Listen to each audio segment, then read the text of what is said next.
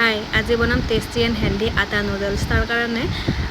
আটা অলপমান মাৰি ৰুটিৰ দৰে বেলি লৈ তাক দীঘল দীঘলকৈ কাটি ল'লোঁ সেইখিনি পেন এটাত পানী দি তাত নিমখ এচামুচ আৰু অকণমান তেল দি বইল হ'বলৈ দিলোঁ আনহাতে আমি কাটি ল'লোঁ ভেজিছ আপোনালোকৰ যি পচন্দ সেই দিব পাৰে মই ইয়াতে লৈছোঁ গাজৰ বন্ধাকবি বিন আৰু পনীৰ সৰু সৰুকৈ কিউব কৰি কাটি লৈছোঁ নুডলছখিনি প্ৰায় 10 মিনিটমান উতলিবলৈ দিয়াৰ পিছত ডাঙৰ বাউল এটাত পানী আৰু আইচ লৈ তাত ঠাণ্ডা হ'বলৈ দিলোঁ আনফালে মই কাটি লৈছোঁ পিঁয়াজ আৰু নহৰুখিনি অকণমান সৰু সৰুকৈ কাটি লৈছোঁ নুডলছখিনি অলপমান সময় পানীত থকাৰ পাছত তাক উলিয়াই ল'লোঁ এতিয়া পেনখনত মই দিছোঁ অকণমান অলিভ অইল সেইখিনি গৰম হোৱাৰ পিছত তাত মই দিলোঁ নহৰুখিনি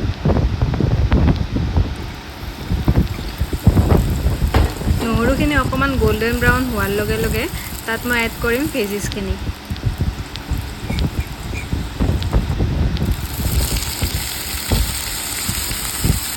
এইখিনি ভালদৰে ভজা যাবৰ কাৰণে ইয়াক মই অকণমান সময়ৰ কাৰণে ঢাকনি লগাই থৈ দিলোঁ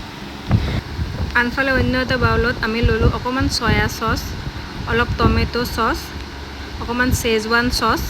আৰু অৰেগেনো অলপ ইয়াতে অলপ পানী দি এইখিনি ভালদৰে মিহলাই ল'লোঁ তাৰপাছতে এইখিনি ভেজিছখিনিৰ লগত এড কৰি দিলোঁ তাৰপাছতে ইয়াতে দিছোঁ নিমখ অলপ অকণমান গৰম মছলা অলপ জিৰা আৰু ধনিয়া গুড়ি এইখিনি যেতিয়া ভালদৰে ভজা গ'ল ইয়াতে এড কৰি দিলোঁ নুডলছখিনি অকণমান সময় ফ্ৰাই কৰি লোৱাৰ পিছত এইখিনি ভালদৰে ভজা যাবৰ কাৰণে মই আৰু অলপমান সময়ৰ কাৰণে ঢাকনি লগাই থ'লোঁ